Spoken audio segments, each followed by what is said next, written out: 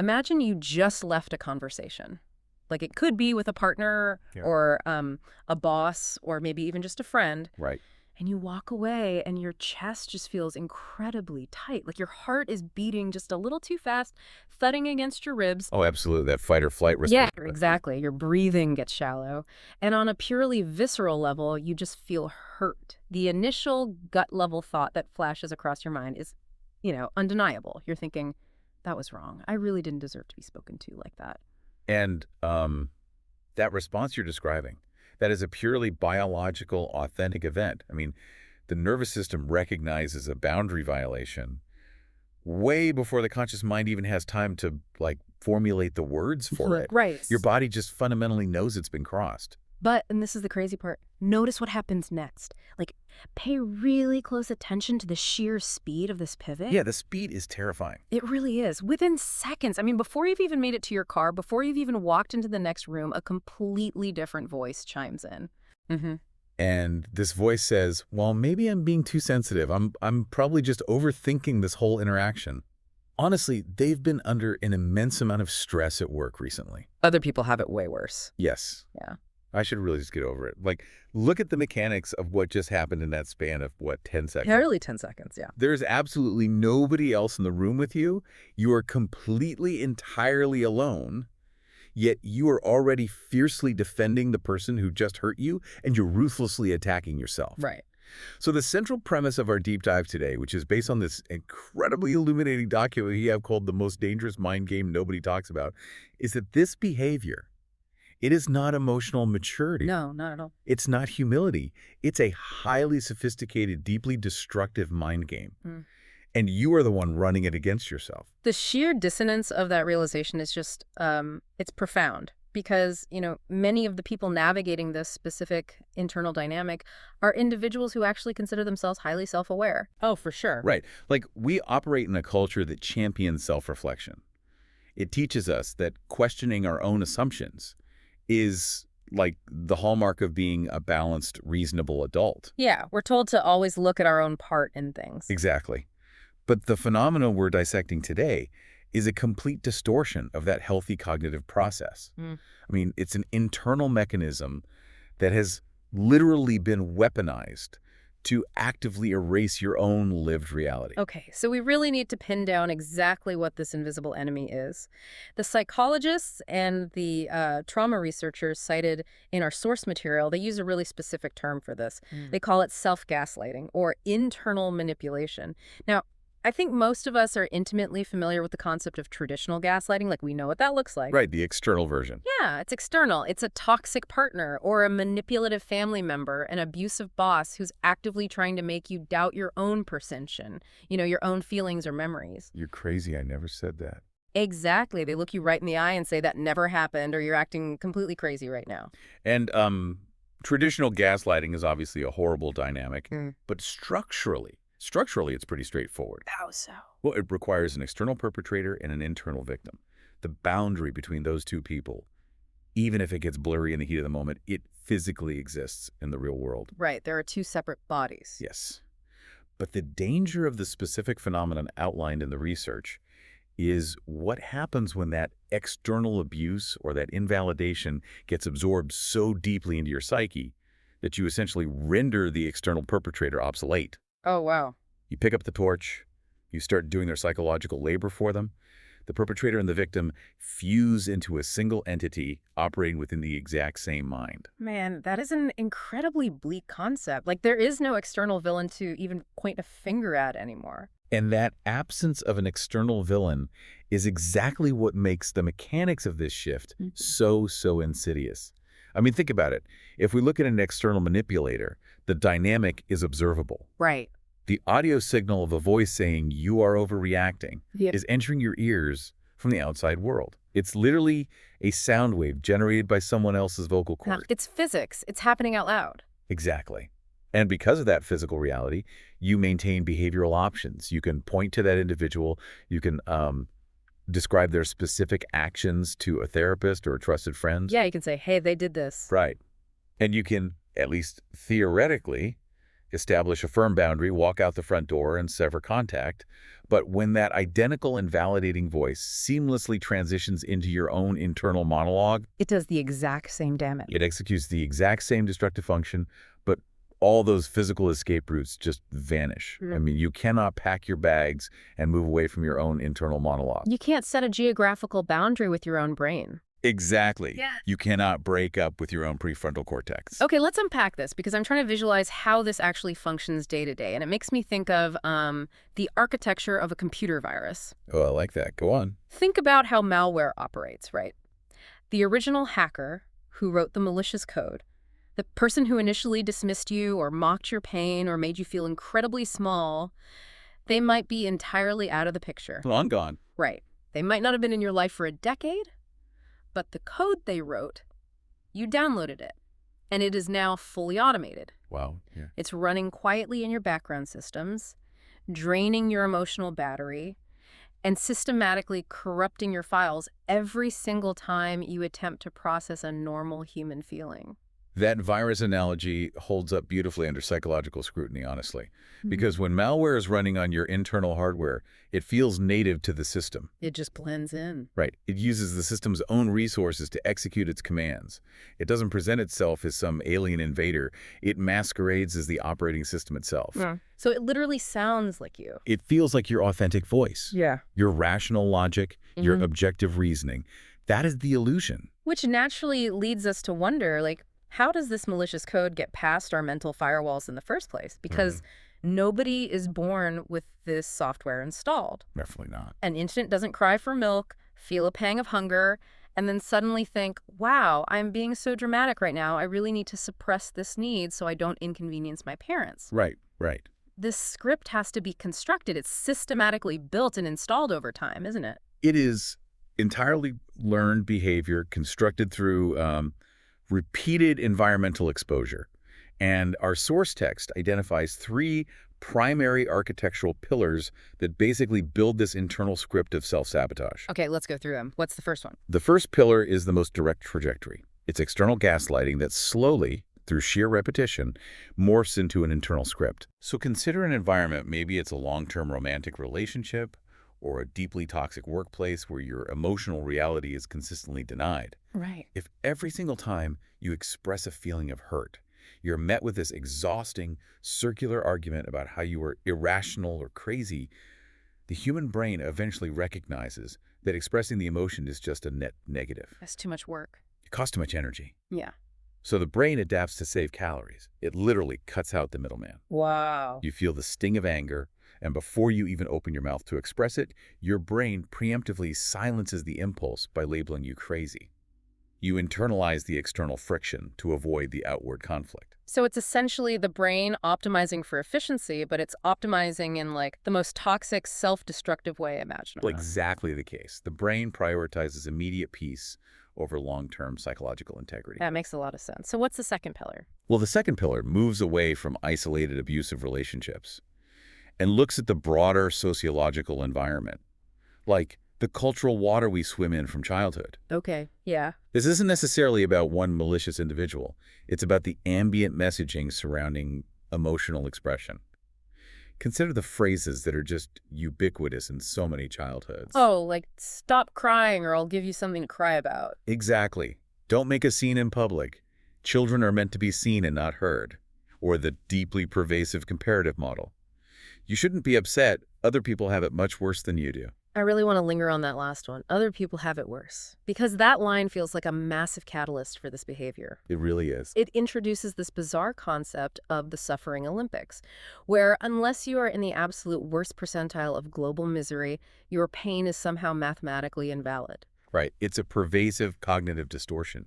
And what that messaging does over years of developmental compounding is it trains a growing brain to view its own emotional landscape, particularly the difficult emotions, like sadness, righteous anger, or grief, as highly inconvenient. Inconvenient to the adults, basically. Yes, It frames the biological reality of emotional expression as a character flaw or a sign of weakness or something to be deeply ashamed of. I mean, if a child is taught that their pain is a burden to the adults around them, that creates incredibly fertile neurological ground for self-gaslighting to establish deep root systems later in adult life. And then we reach the third pillar, which the source material specifically connects to trauma survivors. And this involves a profound, often bewildering sense of self-blame. Yeah.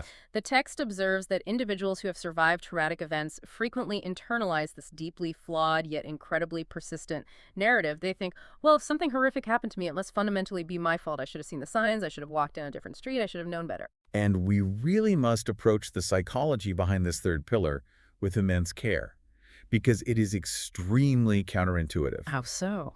When a trauma survivor engages in this intense, retrospective self-blame, we're not looking at standard garden variety guilt. Okay. Guilt is the appropriate emotional response to a specific proportional action you took that caused harm. Like breaking a vase or something. Right. What trauma survivors are often engaging in is a form of systematic self-manipulation that actively bends objective reality. And they do this not because they hate themselves, but for a very specific subconscious psychological utility. Which is what? The illusion of control. Right, I'm trying to wrap my head around this illusion of control. Is it because, like, if the trauma is entirely my fault, it implies that I am the one steering the ship? Yes. Like, at least if it's my fault, it means I'm not just a helpless entity floating in a dangerous random universe. You have hit the exact psychological nerve. I mean, the alternative to self-blame is often utterly terrifying to the human nervous system. Right. If you genuinely admit that a horrific, life-altering event happened to you completely randomly, and there was absolutely zero you could have done to anticipate or prevent it, well, that requires accepting that the world is inherently chaotic. That it's wildly unpredictable and profoundly unsafe. Exactly. It requires sitting with absolute vulnerability.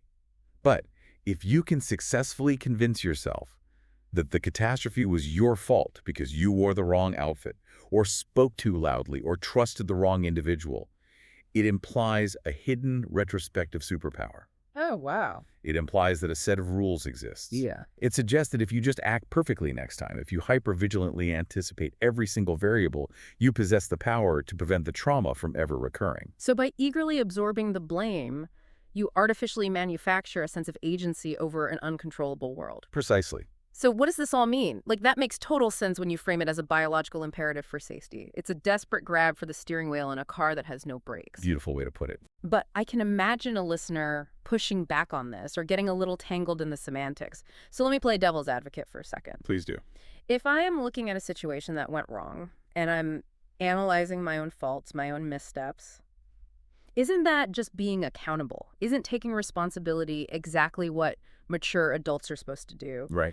How do we as listeners clearly differentiate between healthy, mature accountability and this destructive, systematic self-manipulation?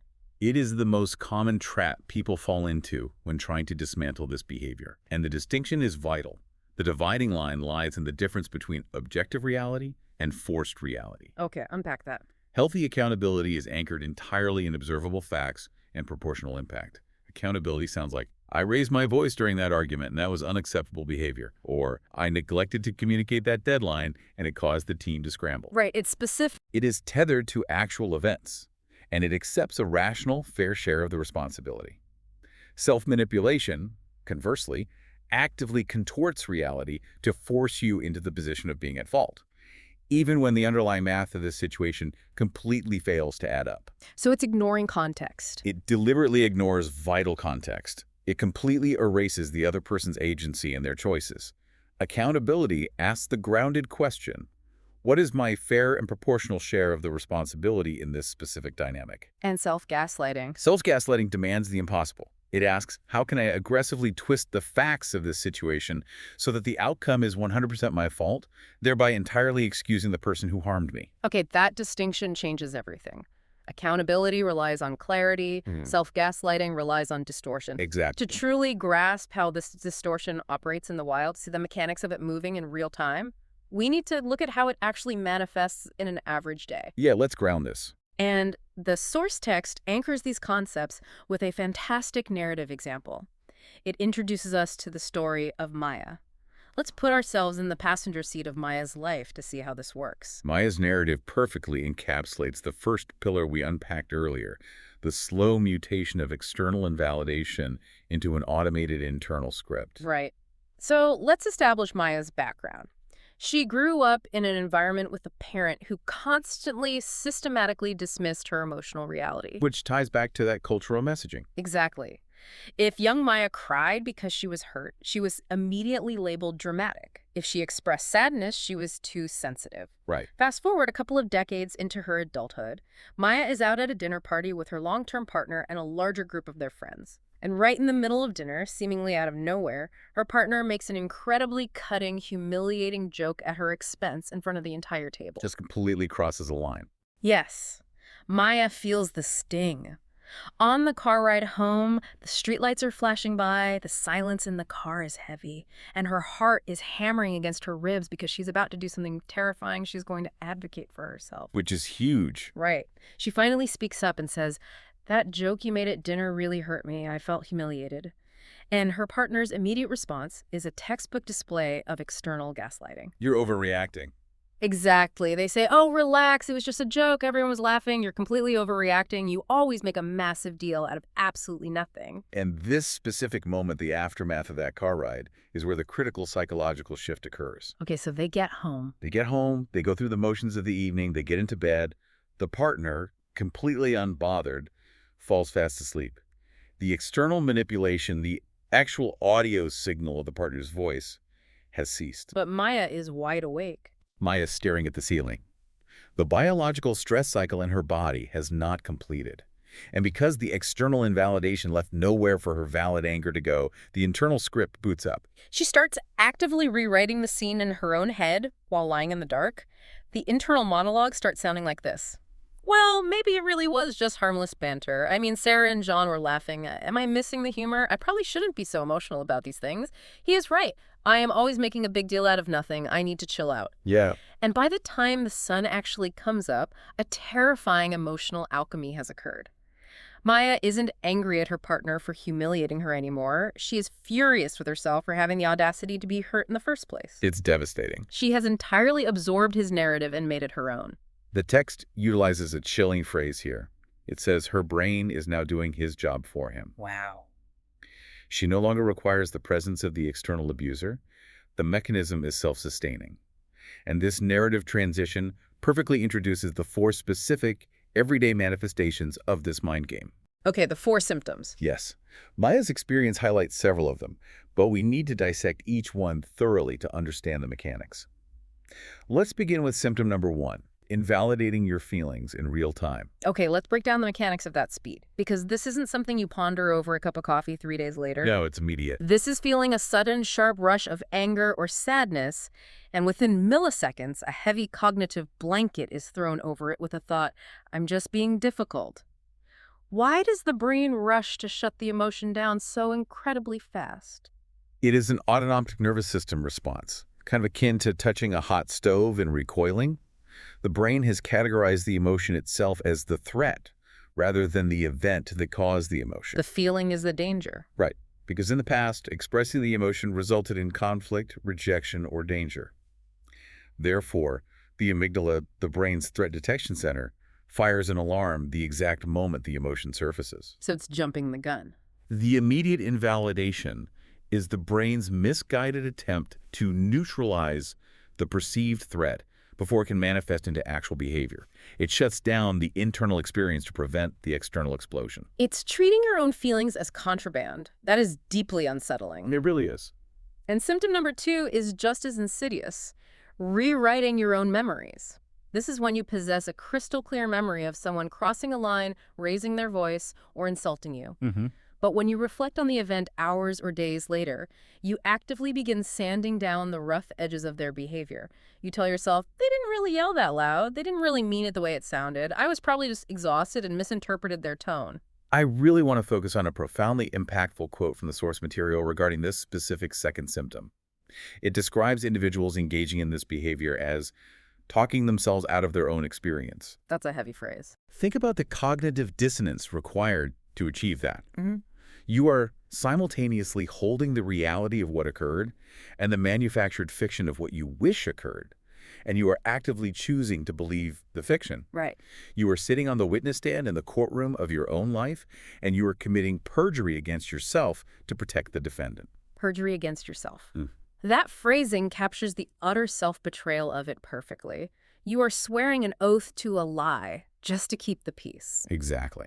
And that segues flawlessly into symptom number 3, defending the people who hurt you, often with far more ferocity than you would ever defend yourself. Oh, this one is so common. Right. If someone insults you, disrespects your time, or crosses a boundary, your brain immediately transforms into their elite public relations team. Yes, the PR spin. You start generating these incredibly deep, nuanced sociological excuses for their bad behavior. You think, well, they had a really traumatic childhood. Their attachment style is disorganized. They are under an incredible amount of pressure at the firm. We must highlight the profound, tragic imbalance of empathy in that dynamic. Yeah. Because, you are demonstrating that you are capable of immense, highly sophisticated compassion. You have the capacity for it. You possess the emotional intelligence to view a human being in the context of their history and their struggles. But you reserve 100% of that sociological grace for the individual actively causing you harm. Wow. If the roles were reversed and you made a minor, unintentional mistake that hurt them, do you ever extend that same expansive grace to yourself? Never. Do you say, well, my inner child was triggered? Very rarely. When it comes to yourself, the nuance vanishes. You simply label yourself as stupid, inadequate, or toxic. You hoard your empathy for your abusers and starve yourself of it. It's like you're operating a charity, but you're only giving grants to the people actively robbing the bank. This is exactly it. Which brings us to the 4th and final symptom detailed in the text. Apologizing for things that are fundamentally not your fault. And I really want you, the listener, to pause and examine your own behavior here. Yes, look at your texts, your emails. Dig into the linguistics of your daily life. Think about the last time you profusely apologized just for asking a clarifying question in a meeting. Sorry to bother you, but... Yes. Or apologizing for communicating a basic logistical boundary. Or, most tragically, apologizing simply for occupying space and possessing a normal human need. Why does "I'm sorry" become the default reflex? Because the apology is no longer functioning as an admission of moral wrongdoing. It is functioning as a linguistic tool of de-escalation. Ah. When you apologize for your mere existence or for having a boundary, you are signaling submissiveness. You are attempting to diffuse any potential tension before it can solidify into conflict. Preemptive peacemaking. Exactly. You are automating the very mind game. A manipulative abuser relies upon shifting the locus of blame entirely onto the victim, but you are proactively executing it against yourself to preempt their attack. It is a devastatingly efficient automated system of self-erasure. But here is where the source material takes a fascinating turn. It does. Because it's vital to note that this internal manipulation does not only afflict people who identify as victims or individuals who are visibly struggling and shrinking in their daily lives. Not at all. In fact, some of the individuals most deeply entrenched in this psychological trap are the ones who appear the most resilient, the most capable, and the most put together. That is such a critical observation from the text. The assumption is that self-gaslighting looks like visible insecurity. Right, the timid mouse trope. But what if you do not conceptualize yourself as a victim in any capacity? What if you are the stabilizing rock of your friend group? The person everyone relies upon for crisis management. The fixer. Well, the text reveals that this mind game possesses a custom-tailored, highly sophisticated disguise specifically designed for you. And it introduces us to a case study of a man named Arjun to illustrate this dynamic. Let's look at Arjun. Arjun represents the archetype of the strong friend. We all know an Arjun, or, we are an Arjun. He never complains about his workload. He is the ultimate sounding board for everyone else's chaotic breakups and career crises. He gives grounded, incredibly solid advice. And crucially, he never centers himself in the narrative or makes the situation about his own emotional needs. He's universally loved for it. He is constantly praised by his community for his stoicism, his strength, and his reliability.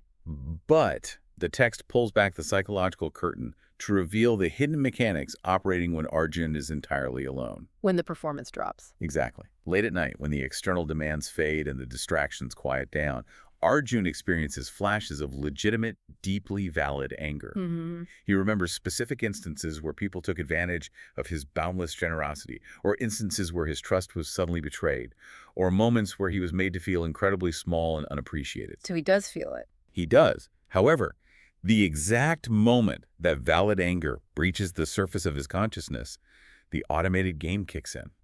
Arjun's internal monologue activates and says, well, it wasn't really their fault. I should have managed my own expectations better. They didn't mean it maliciously. I don't want to create unnecessary drama or be a burden on the friendship. Oh.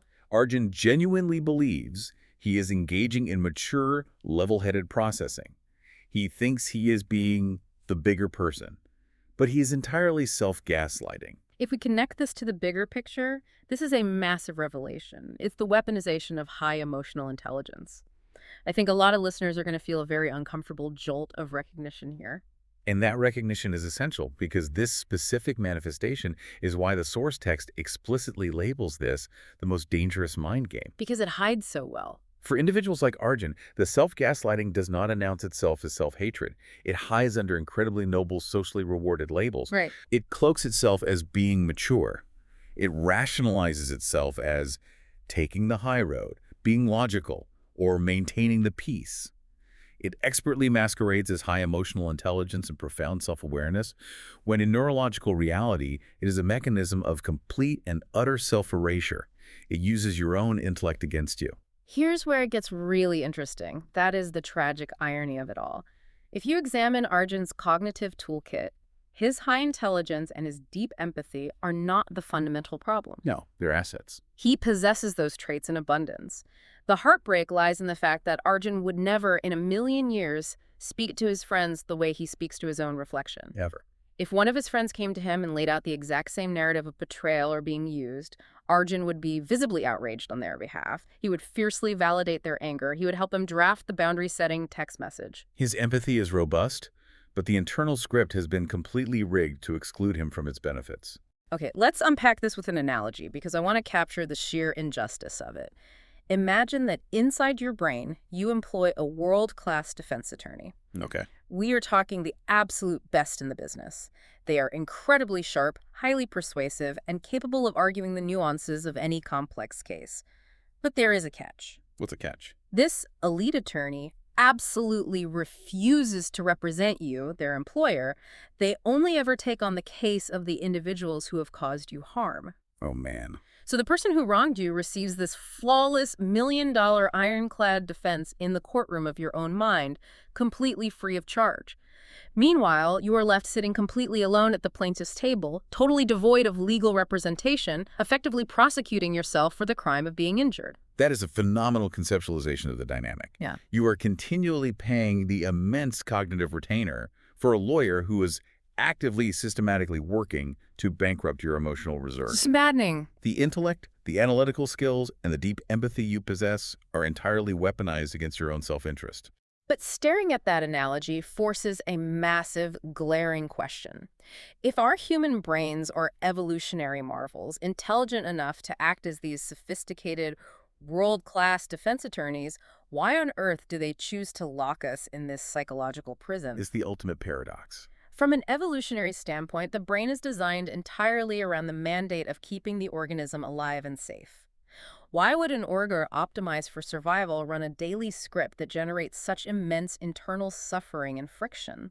To unravel that paradox, we have to transition to the psychological and evolutionary perspective, heavily emphasized in the source material. Okay. It frames this entire phenomenon not as a fundamental biological flaw or a sign of weakness, but as the paradox of survival.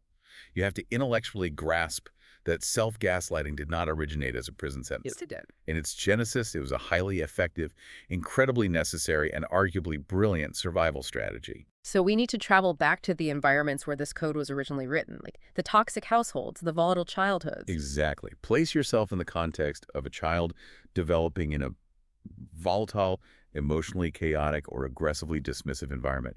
In that specific ecosystem, minimizing your own pain was not a flaw. Yeah. It actively kept you safer. Right, flying under the radar.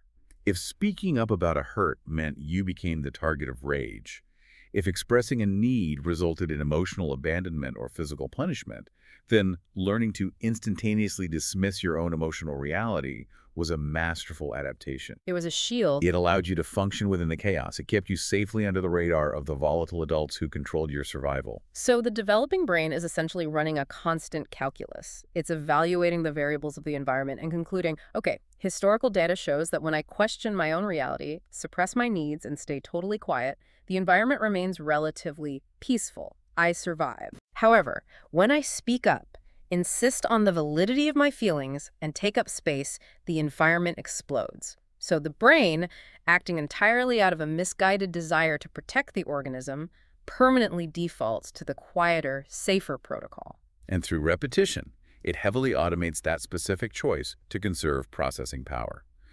The critical malfunction arises because the human brain operates as a prediction machine built entirely on historical data sets. It assumes the past is the future. Inherently. It assumes that the environment you are navigating today operates by the exact same set of rules as the environment you were surviving 20 years ago. The autonomic nervous system still firmly believes it is actively navigating that original chaotic threat landscape. Even if you're in a safe, healthy marriage now. Exactly. Therefore, it continues ruthlessly executing this quieter option protocol long after you have physically moved out of that childhood home, long after you have divorced that toxic partner or quit that manipulative job. This is the crucial takeaway. You are not fundamentally broken. Your brain is flawlessly executing a historically successful survival protocol. It simply failed to run a software update when the ambient danger finally passed. You are not broken. You just missed a software update. That is such a liberating reframe. I want to build on the analogy of the environment changing. It is exactly like wearing a heavy, lead-lined, armored winter coat in the middle of a sweltering July heat wave. Yes, I love that imagery. Now, if you take a step back and examine that coat objectively, it is an incredible piece of survival equipment. It was masterfully constructed. It absolutely, definitively saved your life during the brutal blizzard you endured a decade ago. It did its job. It insulated you when you were freezing and vulnerable. It did its job perfectly. But right now, today, in the relative safety and warmth of your current heat wave life, that coat is no longer protecting you from the elements. It is actively suffocating you. And critically, you are expending massive, unsustainable amounts of daily metabolic energy just carrying the sheer, unnecessary weight of that armor around. So, if we accept that many of us are walking around right now sweating under the weight of this heavy, outdated armor, how do we actually realize we have it on? Because it feels normal. Exactly. Because as we discussed, it feels like our own skin. The source text doesn't just leave us with theory, it provides some very clear, immediate red flags. Let's dig deeply into the practical diagnostics to help the listener figure out if they are currently caught in the gears of this game. What are the specific flags? The first, and arguably most prominent diagnostic flag, is the speed of the internal invalidation.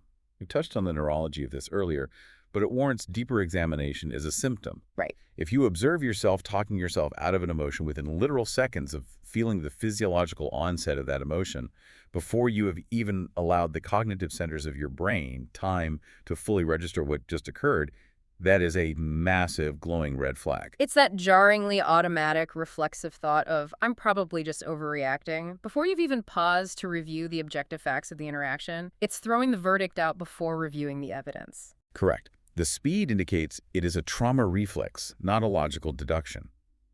A second diagnostic flag revolves around what narrative you instinctively default to believing when interpersonal conflict arises. Okay, the narrative. If someone in your life treats you poorly, crosses a clear line, or acts dismissively, and you find it infinitely easier, almost comforting, to believe the statement, I am fundamentally broken, unlovable, and too difficult, rather than the statement, they treated me badly and acted entirely inappropriately, you are almost certainly running the self-gaslighting script. You find comfort in your own supposed brokenness because it's familiar. Sadly, yes. And a third red flag drawn from the text is the phenomenon of outsourcing your reality.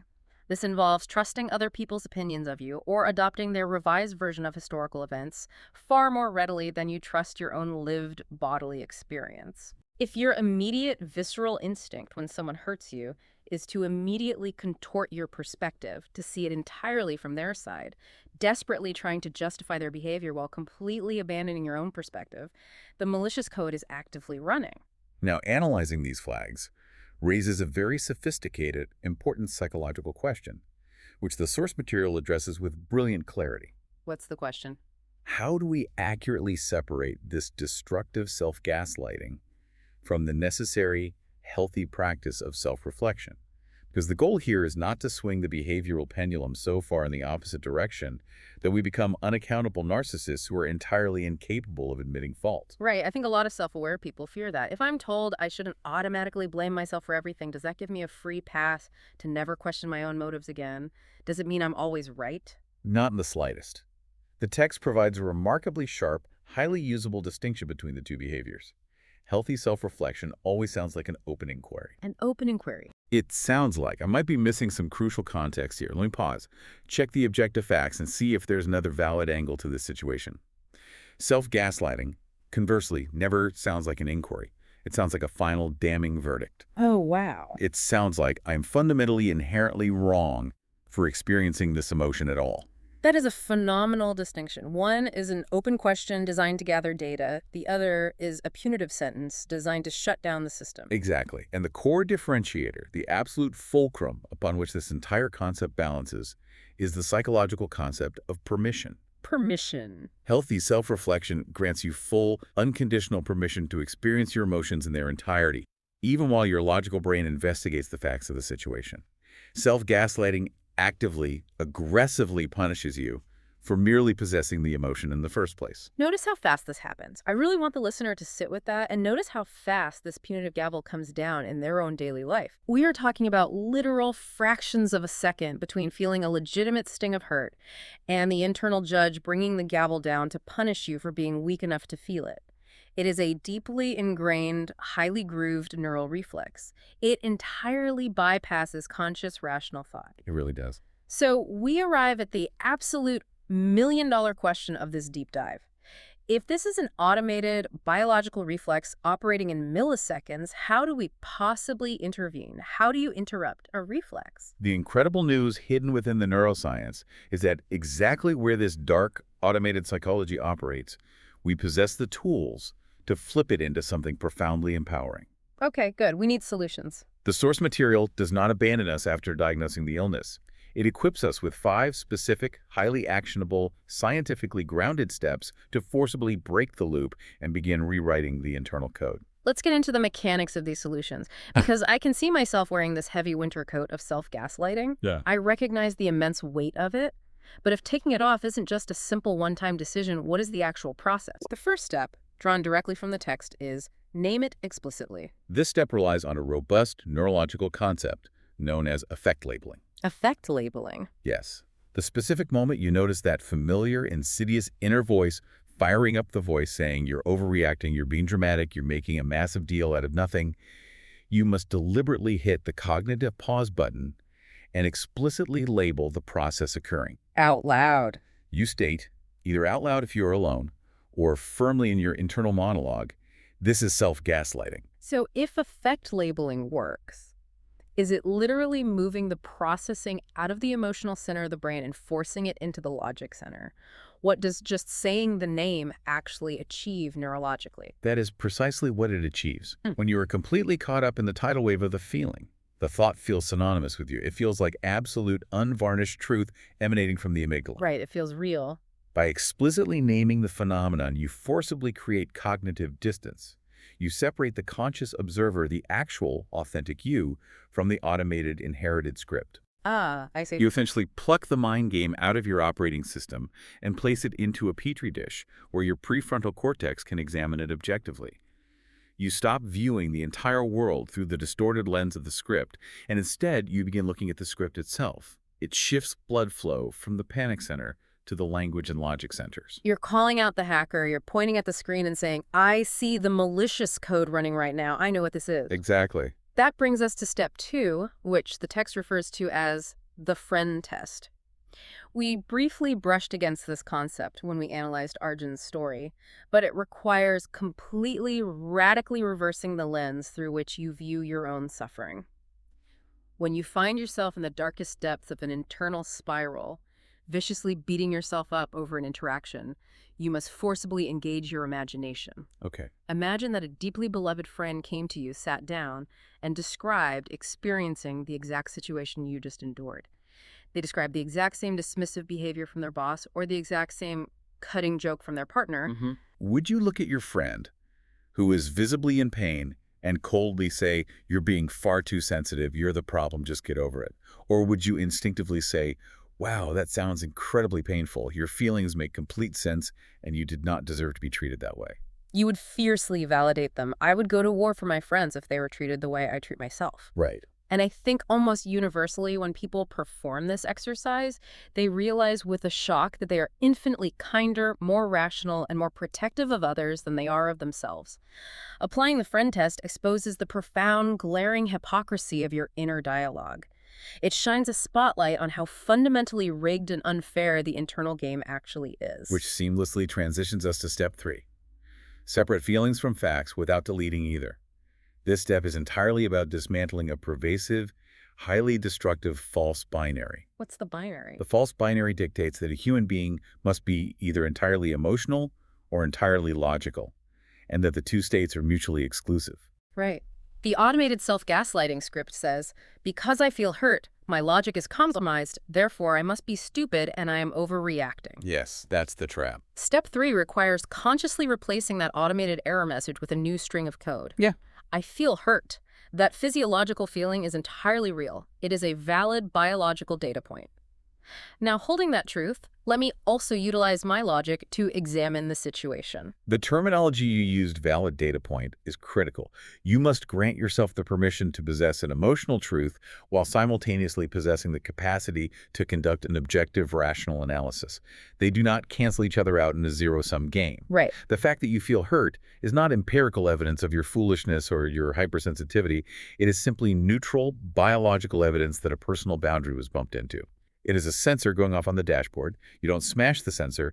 You read the data it provides. Step 4 is one that I found incredibly confronting but deeply necessary. Track patterns, not isolated moments. This one requires some digging. When that critical voice in your head abruptly chimes in, calling you dramatic or too much, or insisting you're just imagining things, I want to genuinely challenge you, the person listening right now, to pause today when it happens. Stop what you are doing and ask yourself one profound question. Whose voice is that, actually? Such a powerful question. Because I can absolutely guarantee you, you were not born into this world believing you were a burden. By asking that question, you are acting as an internal forensic investigator. You are tracing the architecture of the malicious code all the way back to the original programmer. Right. And very often, when you sit quietly with that question, the answer is startlingly, uncomfortably clear. You realize it is the distinct cadence of a highly critical parent. It is the exact phrasing of a manipulative ex-partner who needed you to stay small. It might be the echo of a demanding former boss, or, as we explored earlier, the aggregated ambient cultural voice that strictly instructed you to stay quiet and not disrupt the status quo. That realization is a massive paradigm shift. When you successfully identify the original owner of the voice, the illusion shatters. You realize you aren't fundamentally crazy or inherently flawed. You are simply running an old, pirated script that someone else forcefully installed on your hard drive entirely for their own convenience and comfort. And identifying that external source is what empowers you to execute the final and undoubtedly the most crucial step in the entire process. Step 5. Practice small acts of self-validation. Okay, let's hear the examples. The source text provides highly specific, practical examples of this internal dialogue. It involves intentionally telling yourself phrases like, I am fully allowed to feel what I am feeling right now, even if I logically change my mind about the situation tomorrow. I like that word. Or, my memory of that event deserves a fair hearing before I automatically dismiss it. Or even something as foundational as, it is entirely okay for me to say, that hurt, even if I don't possess the vocabulary to fully articulate why it hurt yet. I know that for a certain demographic of listeners, especially the highly analytical ones, this step might trigger a bit of an eye roll. It can sound uncomfortably close to standing in front of a bathroom mirror and reciting those somewhat cheesy, toxic positivity affirmations like, I am great, I am beautiful, everything is perfectly fine. It is imperative that we clarify that misconception because the source material explicitly warns against that exact misinterpretation. Yeah. This step is not about masking pain with forced artificial positivity. This is rigorous biological nervous system retraining. Retraining. You have to remember the core mechanism. Ah. Your brain initially adopted the self-gaslighting protocol because it genuinely calculated that it was physically or emotionally unsafe for you to experience your feelings. Right, the survival paradox. Therefore, every single time you intentionally practice a small act of validation, Yeah. even a microscopic one, you are actively transmitting a new, contradictory electrical signal to your nervous system. You are providing empirical proof to your body that your current environment is finally safe enough to hold your emotional truth. So it's rewiring. Over time, through the biological marvel of neuroplasticity, these small, consistent, daily acts of validation physically weaken the heavily grooved neural reflex to invalidate yourself. You are not just thinking happy thoughts. You are literally, physically rewiring the neurological hardware of your brain. You are systematically updating the outdated software so that it finally matches the safety of your current adult life. To return to our earlier analogy, taking the winter coat off isn't a one-time sweeping decision. Because you've worn it relentlessly for 20 years, your body has entirely forgotten how to regulate its own temperature. Right. You have to take the coat off for just 5 minutes a day at first. That is the small act of self-validation to slowly, gently teach your nervous system that it will not freeze to death without the heavy armor. That is a perfect extension of the metaphor. Yeah. It is a gradual, deliberate acclimation to safety. As we begin to wrap up this massive exploration, let's pull all these complex threads together into a final, cohesive synthesis. The core revelation of this deep dive, the fundamental reason this is the most dangerous mind game nobody talks about, isn't just the fact that there are toxic, manipulative people out in the world who might attempt to make you doubt your own reality. We already know that. Yeah, that's not there. The true, terrifying revelation is that after enduring enough exposure and enough repetition, you inadvertently take over the job for them. You promote yourself to become the ruthless prison guard of your own mind, diligently patrolling the cell blocks long after the original architect of the prison has walked away and died. It is a dark realization, but the intensely empowering flip side of that exact reality is precisely where the hope is located. How so? If your human brain was malleable enough, intelligent enough, and adaptable enough to learn how to aggressively gaslight you in order to help you survive a chaotic, dangerous environment, then it is definitively biologically capable of learning how to fiercely protect you in order to thrive in a healthy one. Wow. The sheer capacity for profound change is already built directly into your neurological system. Every single time you manage to pause that automated inner attack, every time you deliberately choose to say, my feelings are valid biological data, you are engaging in the profound, difficult work of teaching your brain that it is, finally, genuinely safe to believe you. You're handing in the internal manipulator their retirement papers. And as you step out of this deep dive and carry these concepts back into the reality of your day, I want to leave you with one and final, deeply provocative thought to mull over. Okay. It's a thought that builds on everything we've discussed, but moves it from the internal world to the external world. We have firmly established that by continually self-gaslighting, you have essentially become your own internal abuser in order to artificially keep the peace. You have acted as the ultimate shock absorber, absorbing all the relational friction so that others don't have to experience any discomfort. But I want you to seriously think about the current ecosystem of your life right now. Yeah, your real life today. Think about your close friendships. Think about your romantic relationships, your complex family dynamics, or even your trajectory in your career. If any of those current vital relationships secretly rely on you constantly folding yourself into a smaller shape. Oh, this is a tough question. Right.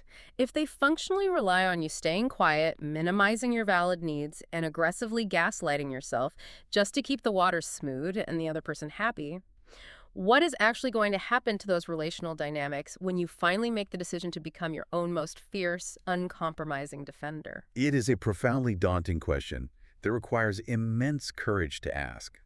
Because when you abruptly stop doing their psychological labor for them, the entire foundational structure of the relationship is forced to fundamentally shift.